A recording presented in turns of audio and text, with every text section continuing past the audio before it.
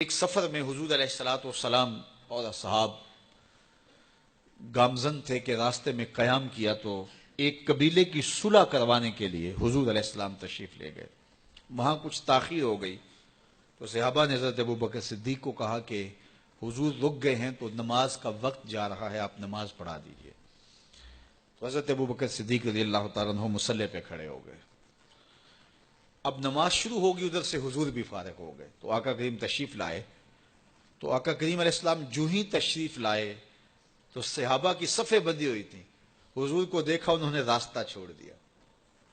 پیچھے سے لے کر کے مصلی تک صحابہ نے حالت نماز کے اندر حضور کے لیے راہ کشادہ کر دی.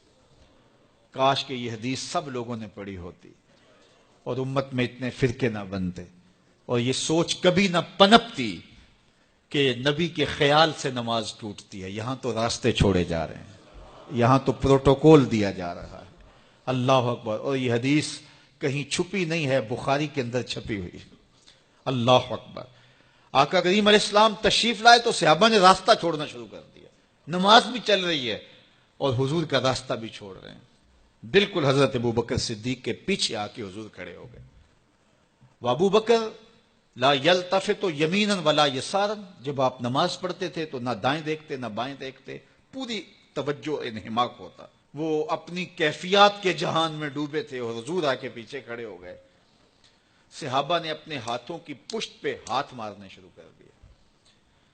مکعن و تصدیہ، قرآن نے تالی لگانا، سیٹی مارنا، یہ شیطانی اعمال ہیں، لیکن ہاتھ کی پشت پہ ہاتھ مار کے متنبع کرنا یہ مختلف مواقع کے اوپر یہ جائز ہے. تو اب جب حضور آ کے پیچھے کھڑے ہو گئے اور صحابہ سمجھے کہ حضرت ابوبکر صدیق ایک استغراق کے عالم میں ہیں، ایک کیفیت کے جہاں میں ڈوبے ہیں، تو انہوں نے اپنے ہاتھوں کی پشتوں پہ ہاتھ مارنے شروع کر دیے. تو حضرت صدیق اکبر سمجھ گئے کوئی غیر معمولی واقعہ ہو گیا. دیکھا پیچھے حضور کھڑے تھے. اللہ اکبر. تو حضرت صدیق اکبر مصلی سے سرک کے پیچھے آنے لگے تو آقا کریم نے اشارہ کیا، رکو نماز پڑھاؤ. سیدنا صدیق اکبر اس کے باوجود پیچھے آ گئے. کبھی ہوتا ہے حکم اور کبھی ادب آگے ہوتا ہے. اللہ اکبر. حضرت سیدنا علی المرتضیٰ رضی اللہ تعالی عنہ کو کہا نا حضور نے صلح حدیبیہ کے موقع پہ، صلح نامہ لکھوایا جا چکا تو لکھا یہ محمد رسول اللہ اور قریش کی جانب سے ہے. تو عروہ نے کہا اگر محمد رسول اللہ مان لیں ہم تو پھر لڑائی کس چیز کی ہے؟ تو اس لیے محمد رسول اللہ نہیں، محمد بن عبداللہ لکھا جائے. تو وہ اس بات پہ بضد ہو گئے اور اگر ایسا نہیں ہوتا تو معاہدہ ٹوٹ رہا تھا.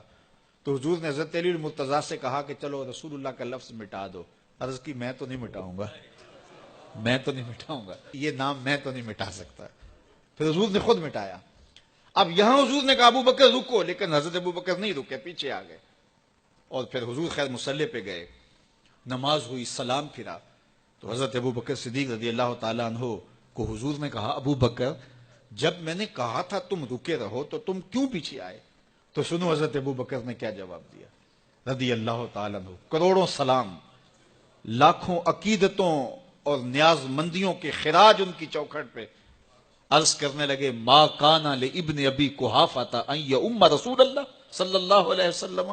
حضور ابو قحافہ کے بیٹے کی جرت کب ہوئی کہ رسول اللہ کے آگے کھڑا ہو کے نماز پڑھائے؟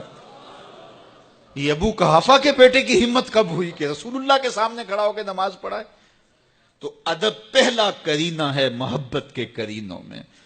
حضرت ابو بکر صدیق رضی اللہ تعالی عنہ نے اگر حضور علیہ الصلوۃ والسلام کی اطاعت اور حضور کی محبت، ادب، فرما برداری اور جانثاری کے انوکھے باب رقم کیے ہیں، لیکن حضور نے بھی ان کو جو اعزازات دیے. ایک خاتون آئی مسئلہ پوچھنے، آقا کریم نے فرمایا پھر آ جانا.